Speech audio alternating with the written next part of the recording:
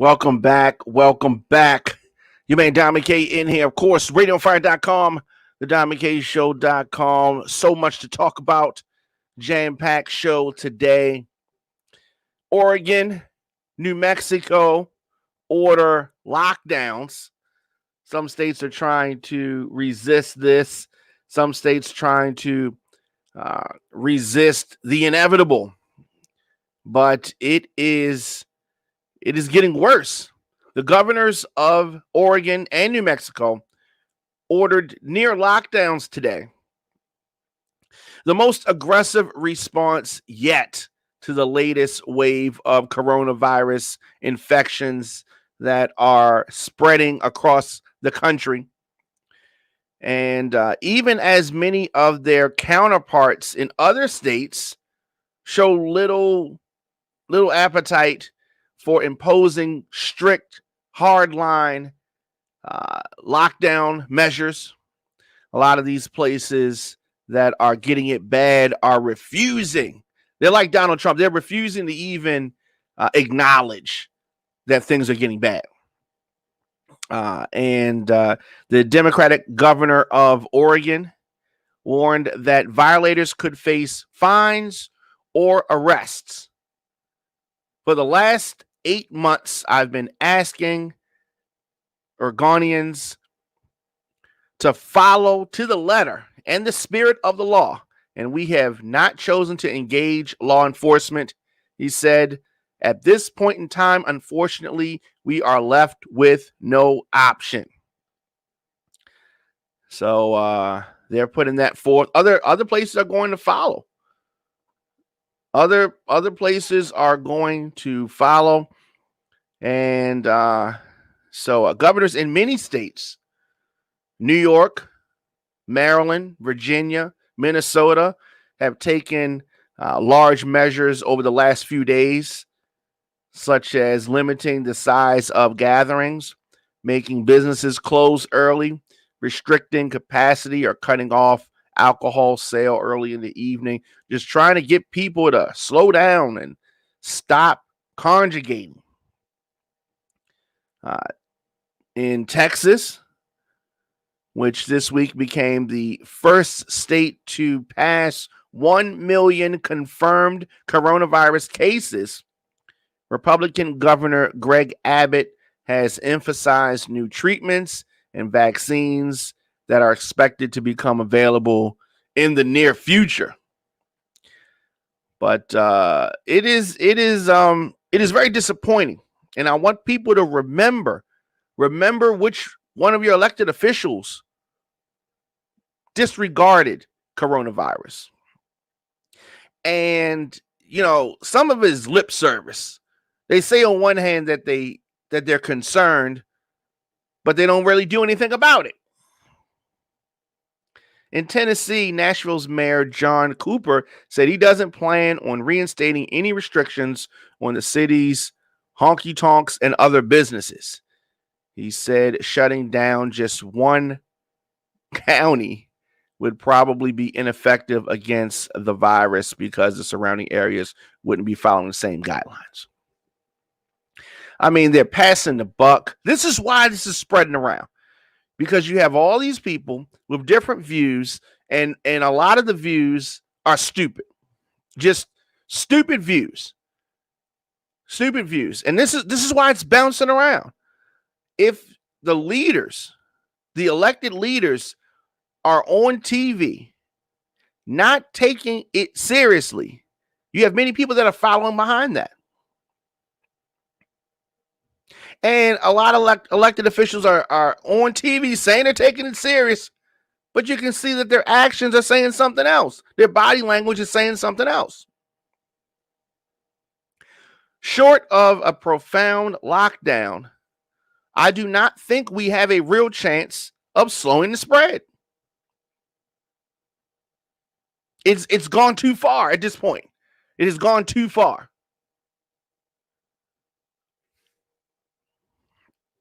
So let's do this. You're tuning into the Diamond K Show, Radio on Fire. Take a quick break.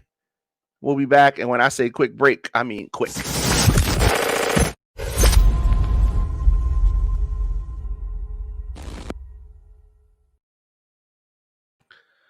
So in Georgia, masked workers are starting to count the tallies of votes in Georgia. These election workers in teams of 2 began counting these ballots today. And in counties all across Georgia, the hand tally of the presidential race is going down. The hand tally is going down, and that stems from an audit required by a new state law. It's not going to change anything, but I guess it's going to make the president and his cult supporters feel good. I don't see how it's going to make you feel good. You lost, okay?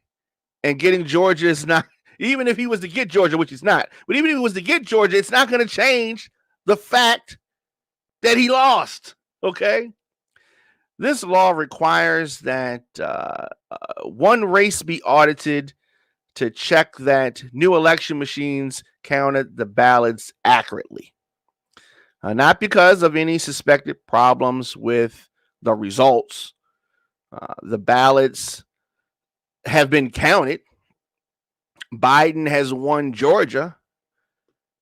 And Secretary of State of Georgia chose to audit this presidential race and said that the tight margin is why he did it. I mean, it's kind of funny the way that you have Donald Trump's lunacy and childishness having people make moves that clearly are not going to make any difference. Trump supporters holding on. They're holding on to I don't know what you're holding on for. But Joe Biden is the president-elect. Don't believe me, just watch me. You're going to see it happen. Okay, Joe Biden is the president-elect. Donald Trump's going to be out of there. Now, assuming that he makes it through all that he has to deal with from a legal standpoint in New York, assuming that he makes it through all of that, then he can run in 2024. Okay, me personally, I hope that Trump runs in 2024. I do. I hope that Trump runs in 2024 because after a few years of not having Trump in the White House, another Republican's going to come up and feel like he can do things better. Maybe he's a little bit more moderate. Maybe he's a little bit more to the right. It doesn't matter. A new Republican's going to come up. Trump's going to try to come back, right? So you're going to have that extreme, the extreme right. Then you're going to have the Trump supporters, and they're going to be fighting for the Republican vote. They're going to split that vote all up, and if Trump doesn't get the nomination, he's going to run as a third-party candidate. It's going to be a disaster for Republicans if Trump runs in 2024. That's going to be good for Democrats and independents. So I hope that Trump does run because it's only going to further splinter the Republicans. After Trump gets out of office and the Republicans are going to be giving Joe Biden a hard time, these Republicans are not going to be talking about the ones that are elected. They're not going to be talking about, we can't wait till Donald Trump comes back. They're going to be wanting to be the guy. They're going to want to be the guy in the Republican landscape. The Republicans are going to be fighting amongst each other, and I am here for it. I can't wait. So I hope Trump runs. I hope you further destroy the Republican Party. Please run, Trump, please. Because he is definitely going to be the demise of Republicans. We got him out of office. Thankfully, he is gone. He will be gone in a few 60 days or so. So that is good. Anybody that's holding on to the thought that anything is going to come of any of his frivolous lawsuits, and he knows about frivolous lawsuits, right? Anybody that thinks that is sadly mistaken. Joe Biden is the president-elect. Kamala Harris is the vice president-elect. And I'm sure that Donald Trump has not been able to sleep. He was so sad. You should have seen him out earlier today, not conceding defeat, almost conceding. He came close to it. He came close to it. Is I don't know whoever's president. Whoever's president. It's just, he's like a little baby. He's a grown 74-year-old baby. But he was out in the Rose Garden earlier today without a mask. No surprise there. Still not conceding defeat. Talking about the process of the vaccine and talking about ventilators, and anybody wanted a ventilator could have gotten one. Oh, maybe you should have sent one to Herman Cain. I mean, what are you talking about, Trump? More than 240,000 Americans dead. He's talking about anybody wanted a ventilator could have got one, like you did a good job or something. This has been a disaster. People are not even looking to Donald Trump for guidance. He just glided over the fact that we're in the midst of big challenges with the coronavirus. They said that it was going to be a resurgence in the fall, and it is. He denied that it was going to be. Oh, wait, he said it was going to magically disappear. Oh, wait, he said after Election Day they would stop talking about it. All of this stuff he's been saying has been not true, aka a lie. But today he tried to offer up some rosy update. Because of you, Mr. I mean, all of these guys, Pence and Azar and all, they just need to shut up. Pandering to him. Oh, it's because of your leadership, Mr. President. It's because, shut up. You sound like idiots. Just talk. Adults don't talk like that. Besides, Trump's a loser. What are you talking to this loser for? He gave this rosy update on the race for the vaccine. And then, of course, the company is saying that he didn't help, and he's saying he helped. He's trying to take credit. It is hilarious. He's trying to find something trying to have a win somewhere. Oh, wait, he was talking about you're going to be tired of winning. He's losing, lost the election, lost electoral math, lost the popular vote. I mean, it is just, he's going to lose his wife. I mean, but he still doesn't want to concede the election, and you don't have to. He is a boxer that got knocked out. Everybody saw he got knocked out, but he jumped up like, "Oh, I didn't get knocked out." And you're saying, well, why won't the boxer admit that he got knocked out? Nobody needs to. It's on videotape. He got knocked out. If he doesn't want to accept it, fine. Trump got beat. Fine. Don't accept it. He spoke from the Rose Garden, and as the country is setting records for confirmed cases of COVID-19, hospitalizations, this idiot is on TV acting like, oh, I did such an amazing job. I did a wonderful job. Job like it's never seen before. Well, that part's true. Job like's never been seen before because we're setting national records for confirmed cases and hospitalizations near critical levels. Fatalities climb to the highest levels since the spring. You're right. This is a time we've never seen before. And you've been at the head, which is why a big part of why you lost. A big part of it. He said that the vaccine would ship in a matter of weeks to vulnerable populations. Right? Though the FDA has not yet been asked to grant the necessary emergency approvals. Right? The president's up there lying. He's trying to pull a victory some way. He lost. He is a loser. He's a loser. And what's worse than everybody loses, but a loser that can't accept the fact that they lost is just delusional. Delusional. Health experts have been concerned that Trump's refusal to take aggressive action on this pandemic or even coordinate with Joe Biden's team in these final months of his presidency will make things worse. will make things worse. That's what the concern is. But of course, Donald Trump doesn't care about that because he doesn't care. He doesn't care. He said that this administration will not be going to a lockdown. Well, that's fine. This administration is going to be over shortly, very shortly. And hopefully, whatever happens in the future, who knows which administration it will be? I guess time will tell. But I can tell you this administration will not go into a lockdown. That's kind of close to admitting that you lost. Biden, for his part, has not endorsed a nationwide shutdown. And I think that is going to be difficult for him to do. He probably wants to do it, but he knows that there's going to be backlash.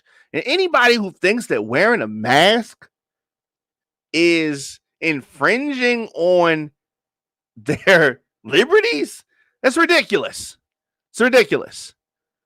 But anyway, Biden has appealed for Trump to take some urgent action to try to slow down this spread. I mean, for real, not just say it like Mike Pence does. Oh, it's going to slow the spread.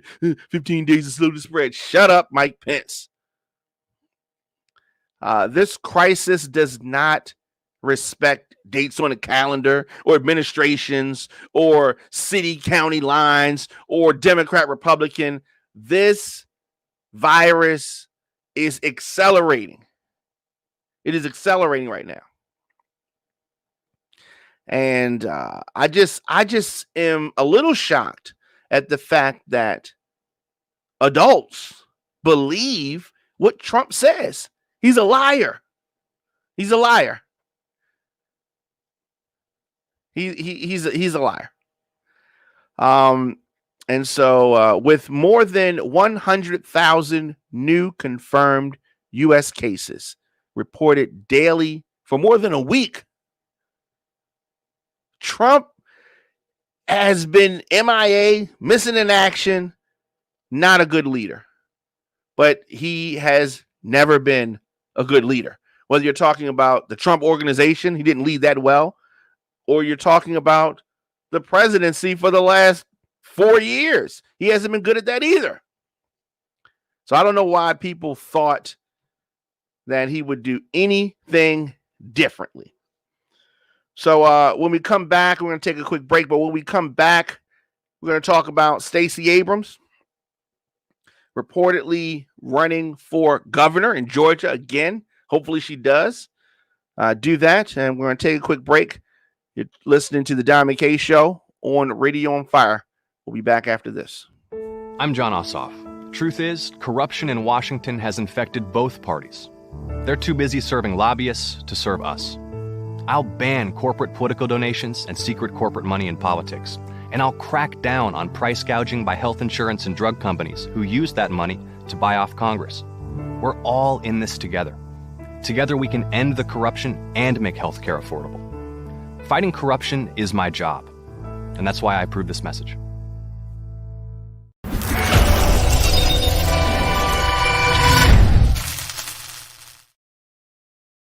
From the day we started this campaign, we made it a priority to talk to Georgians wherever you live. Warnock, so good to see you again. Thank you so much for doing this. So excited about your campaign. Georgia needs a senator who will stand up for health care, who will stand up for Medicare, who will stand up for our children.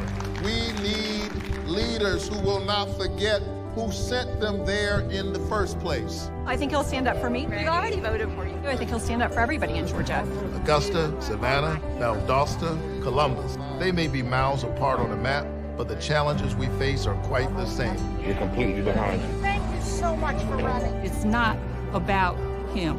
It's all about the people. If you elect me the next United States Senator from the state of Georgia, your agenda will be my agenda. Raphael Warnock will practice what he preaches. We're not getting that now. I'm Raphael Warnock, and I approve this message. Hey, well, I'm going to work hard for you, all right?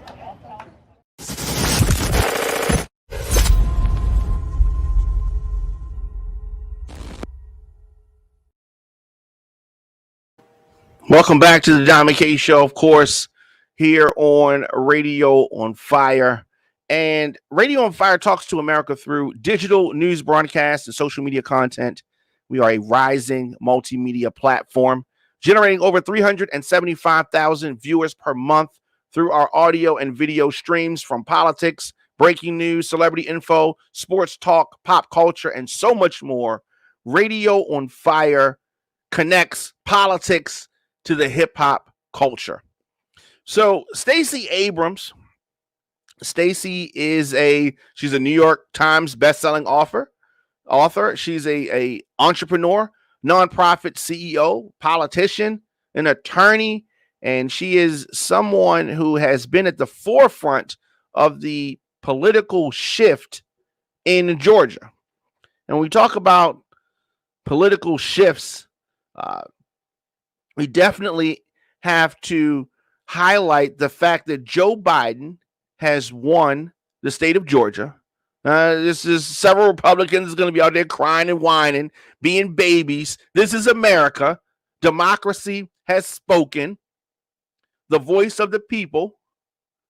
Joe Biden got 74 million votes and Trump got 71. The people spoke. So Republicans are now being hypocrites because in 2016, they were singing a different song. But now they're doing exactly what they complained about Hillary doing when Hillary didn't even do that. Hillary waited one day, several hours, to make her concession. And when they were talking about recounts in some states, Republicans were talking about, oh my God, I can't believe they're not accepting the results of the people, and all this kind of stuff. The same things that these hypocrites are doing right now. So Stacey Abrams and her Fair Fight organization have really been at the forefront. There are other organizations as well. But Stacey Abrams should be praised for her work fighting voter suppression. And revenge is a dish best served cold, as they say, right? She was unsuccessful in her attempt to be governor. They stole it from her. But what she did was organize and create a foundation to help mobilize voters in Georgia. And she is one of the main people responsible for Joe Biden's victory in that state. She's definitely someone who's credited with helping turn Georgia blue, as they say. So she's a former candidate for governor.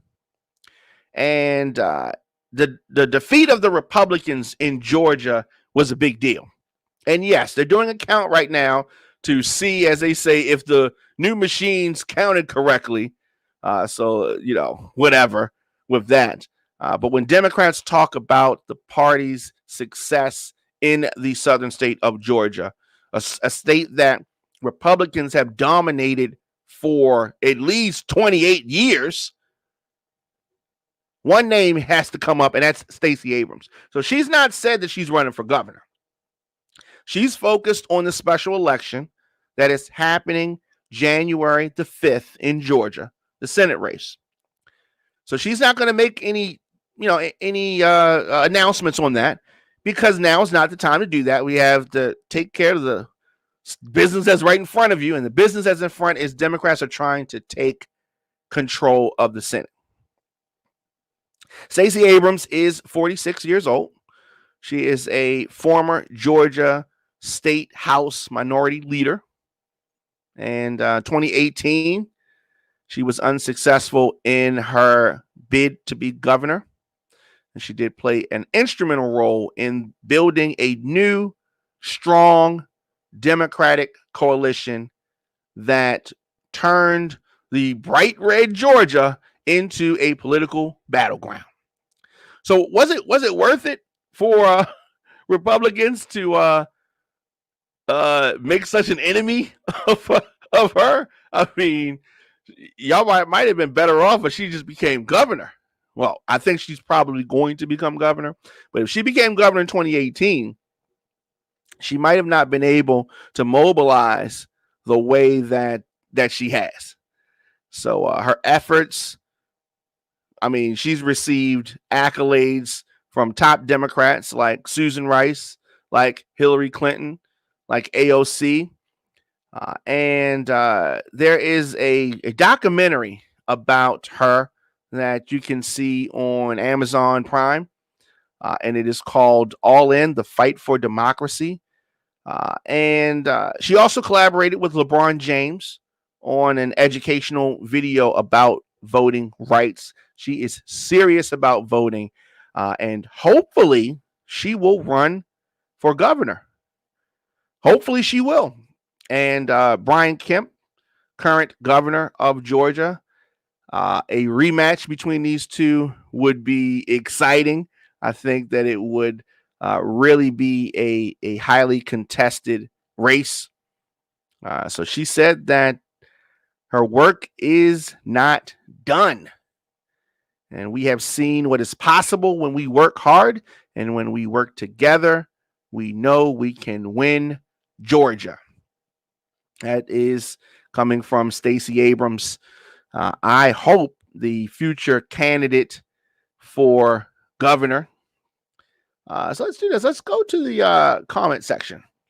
All right. So this guy says he's voting for Trump. Oh, absolutely. You should vote for Trump. Oh, wait, it's too late. You didn't vote. I hope you already voted. You didn't get the memo. You should have already done that.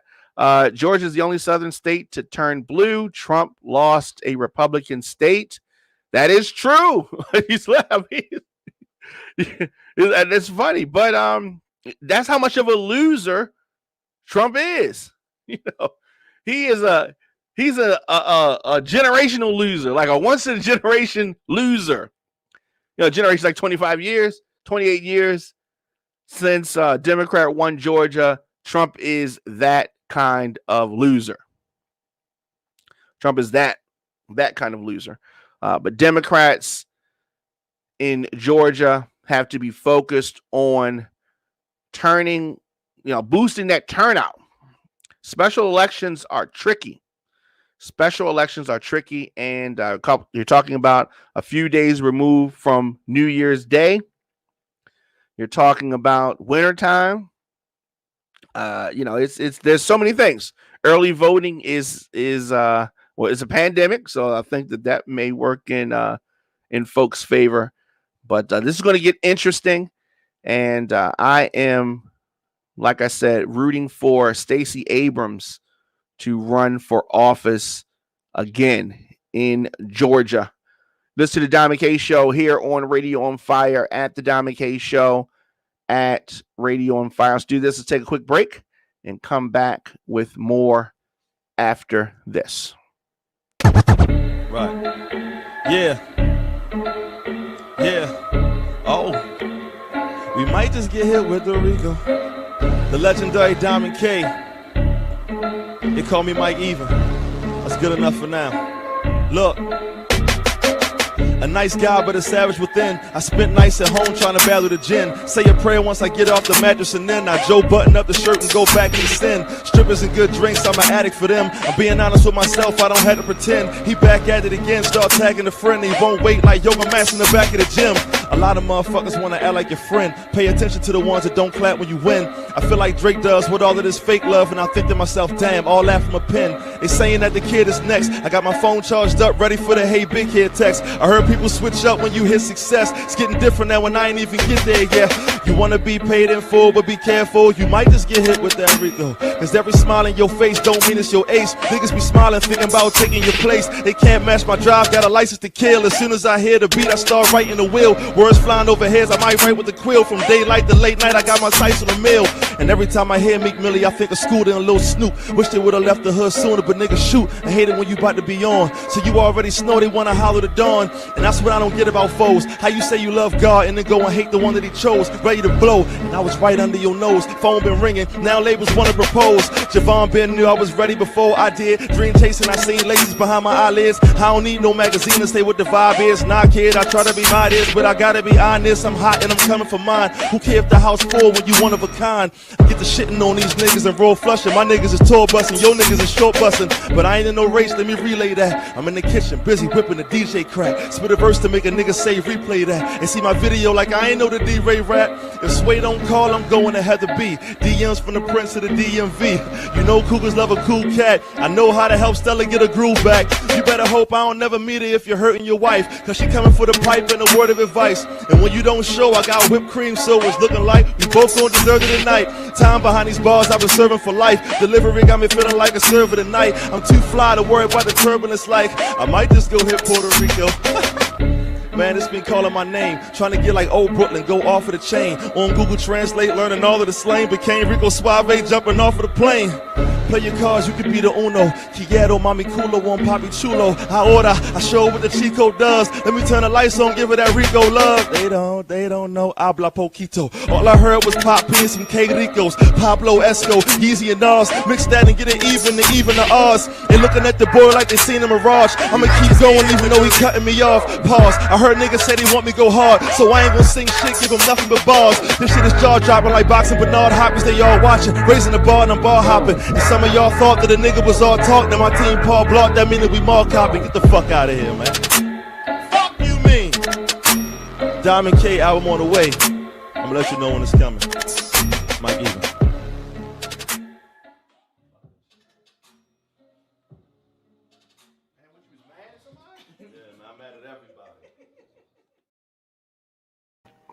And we are back. Yours truly, Diamond K, in here at the Diamond K Show at Radio on Fire. Shout out to Mike Even. That was a session that we recorded a little while back. So shout out to him.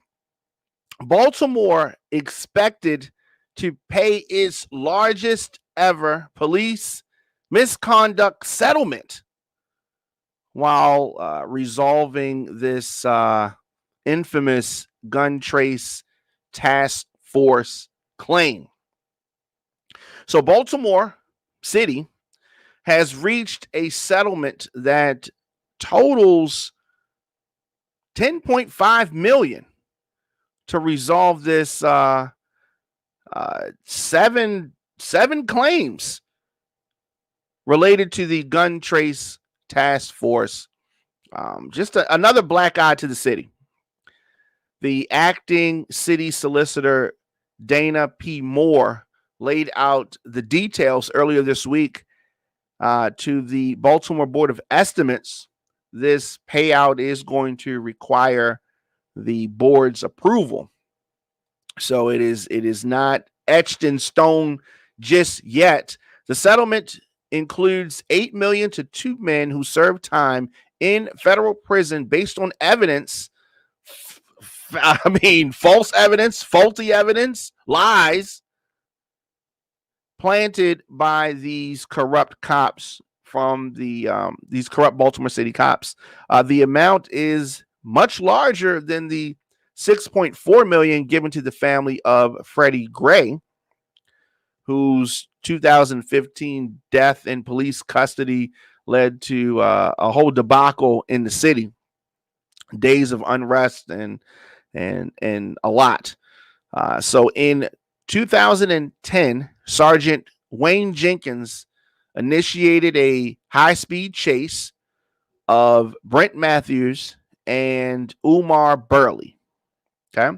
Now, the car ran through an intersection, hit another car, killed one occupant, injured another person, and this crash resulted in a civil judgment against Burley. He was the driver of the car. Now, Burley and Matthews fled the scene. They were later arrested. They tried to flee on foot. Now, here's where it gets crazy. Okay, they had already messed up, right? The corrupt Baltimore City police officers planted drugs in their car, heroin to be specific, leading them to be charged with drug possession, and vehicular manslaughter. Right? So it wasn't already enough for them that this happened. They had to plant the drugs. So Sean Suter, the homicide detective whose 2017 death by his, they're going to say by his own service weapon. We'll say that. And that case is still unsolved, was also involved in this police corruption. However, the then commissioner, Kevin Davis, said at the time that he did not believe that Suter knew about the planting of the evidence at the scene. Now you want to be a police officer and investigate something. You know what I mean? It's just, there was so much going on with this case. But Burley and Matthews had their convictions vacated after the corrupt Baltimore City police officers from the Gun Trace Task Force were indicted back in 2017. So they were seeking $40 million from Baltimore City, but I don't think that they're going to get that much as the $40 million. We talked about 10.5 is probably what's going to happen. But anyway, the complaint alleged that a former top commander knew about the misconduct among plainclothes officers. There's a lot here, and it just stinks to high heaven.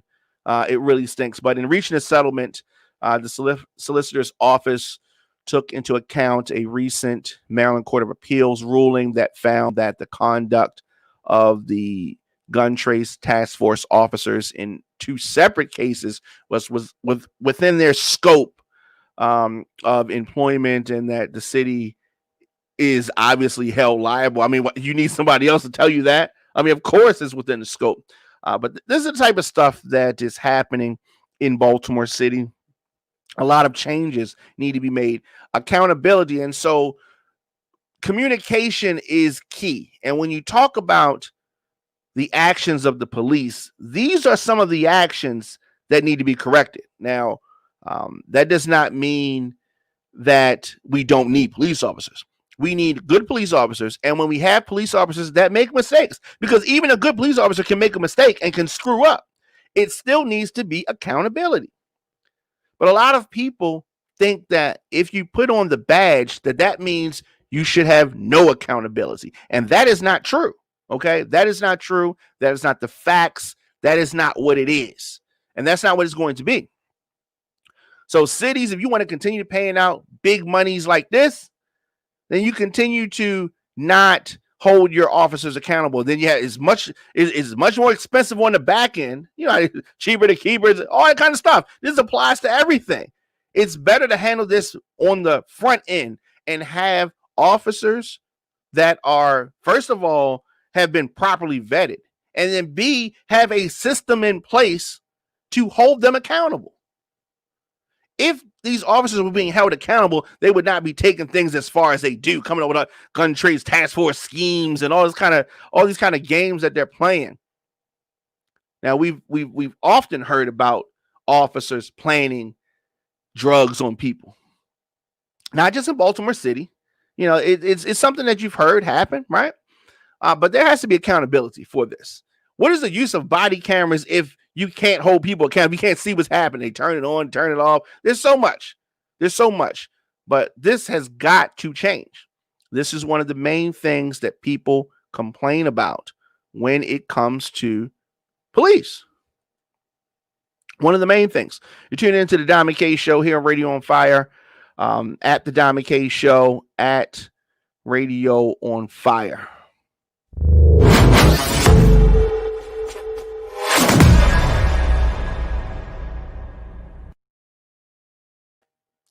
And we are back. Your man Diamond K in here. So Baltimore County has issued some limits on gathering, and they're trying to pull back on youth sports. Effective Sunday evening, Baltimore County is restricting gatherings and forcing bars and restaurants to close early.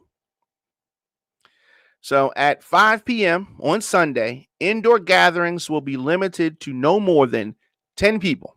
and outdoor gatherings will be capped at 25 people.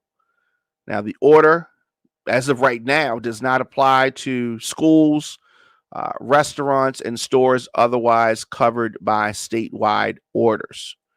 So there's always that little fuzzy line there. The bars and the restaurants must close by midnight. All youth recreational sports activities are prohibited starting next Tuesday. So people were just so, oh my God, we gotta have youth sports. We gotta have sports. It has been a disaster. It has been a disaster. I get so tired of hearing people talk about COVID fatigue. You don't get to have fatigue with the virus. We have to. You're tired of the virus, so that means that the virus goes away? No, it doesn't work that way. It does not work that way. As is the case in other parts of Maryland, coronavirus metrics have skyrocketed. The counties, Baltimore County's positivity rate, the case rate, and hospitalizations have more than doubled in recent weeks. It is not a joke. Complacency is a risk. It's a risk. So we had Larry Hogan, governor of the state of Maryland, come out and talk about this early this week and lay down some restrictions. Baltimore City has laid down some restrictions. We are at a time of a national crisis, and we need national leaders to put aside their differences and lead. You need to lead. So I think that Maryland has good leaders. However, our numbers are still high, and a good leader sees that and starts to pull things back. And that's what's happening in Baltimore City, Baltimore County, throughout Maryland. And we're not the only state that is pulling back. But I really wish that we had someone on the national scene that could pull back publicly. Say that. So, of course, you listen to the Diamond K Show, Radio on Fire, and the diamondkshow.com. So let's do this. I like looking at the comments as much as I get a chance to. I have COVID fatigue. LOL. It just means you're tired of dealing with it and you're washing hands like 20 times a day. Okay. Let me say it this way, John. You can say you have COVID fatigue, and that's fine.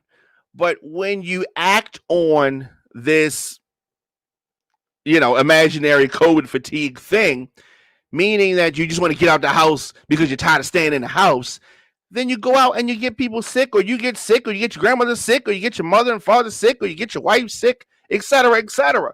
So it's you can have fatigue like you're tired of it, but my issue is when people start, I'm outside, I'm at a party because I'm tired of COVID. Like, you can't be tired of it because it's still here, right? And you can't do anything about it until the virus has been, brought to heel. And the virus has not been brought to heel. It has not been brought to heel. And I'm sad to say that with this, I have COVID fatigue, and they start acting on it with that kind of philosophy, we're going to have more people die. Is it going to kill every person that gets the virus? No. But some of them, it is going to kill some people. And I think that this type of irresponsibility, this type of recklessness, this type of this lack of restraint is dangerous. It is dangerous. And this is a serious thing. It's like, you tired of wearing your seatbelt. I mean, you need to put your seatbelt on, and you tired of wearing condoms, you need to put a condom on. And you're tired of COVID, you need to put your mask on, and you need to stay in the house as much as possible, and not going out to parties and just doing dumb stuff. Not you, John. I'm talking about other people. You stay safe as well, John. Of course, listen to the Diamond K Show, radioonfire.com. I am here daily, 7 p.m. I will be in the mix tomorrow, 12 noon on Radio on Fire. Not sure what I'm going to mix. Maybe classic hip hop, maybe. I'm thinking maybe classic hip hop. I'm leaning in that direction, but I'm not 100% sure. We'll see. I guess you'll see when the time comes tomorrow. So Trump, when we talk about babies and we talk about irresponsibility, President Trump says that the COVID-19 vaccine won't be delivered to New York until Governor Andrew Cuomo approves it. This feud between the governor and the president have been going on. So during this press conference, we talked about it earlier. Trump said that Cuomo will have to let us know when he's ready for it, because otherwise we can't be delivering it to a state that won't be giving it to its people immediately. I mean, Andrew, Chris, they are going to probably go in on Trump. Did you see Trump's weird wig today? It was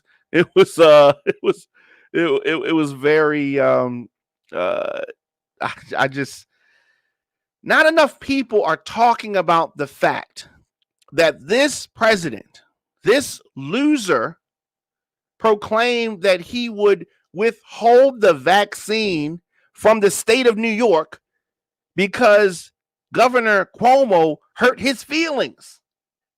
This is the guy who's supposed to be the leader. You know, it is just a dereliction of duty. I mean, to the 20th power. A lot of politicians don't get along, or you're mad at this one, that, and that one, but you don't take that out on the people because you mad.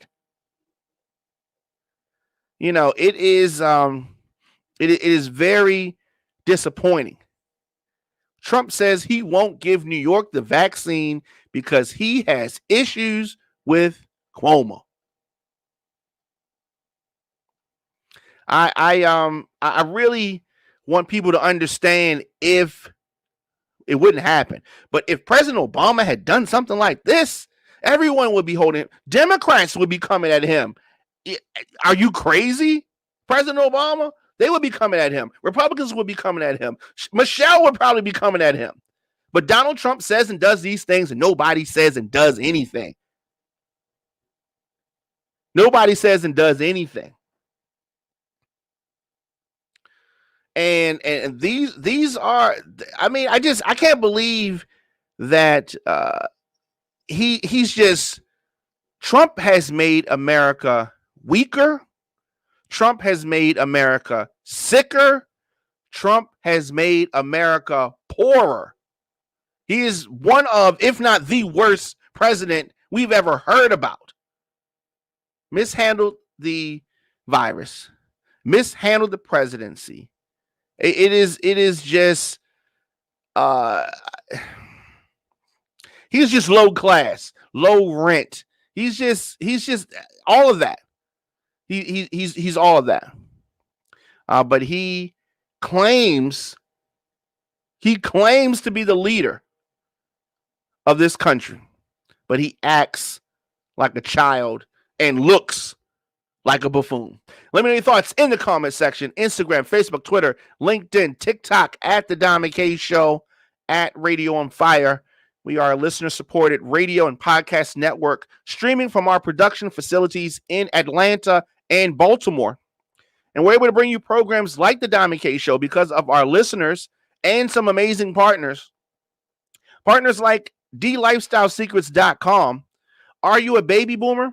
Were you born between 1946 and 1964? More than 71 million Americans are baby boomers. And as they continue to get older, the goal is to stay mobile and experience as few aches and pains as possible. DLifestyleSecrets.com helps you do just that. They provide a blueprint to reduce and or eliminate joint pain by teaching its members how to communicate with their bodies naturally. DLifestyleSecrets.com gives baby boomers step-by-step videos, natural recipes, and most importantly, the motivation to re-energize themselves naturally. Visit DLifestyleSecrets.com to join this active community of baby boomers. So as I said, I will be back here tomorrow, 12 noon, for the On Fire Mix show. I will also be back at 7 p.m. tomorrow for the Diamond K show. So for everyone here, I want to say thank you, and I will see you guys tomorrow.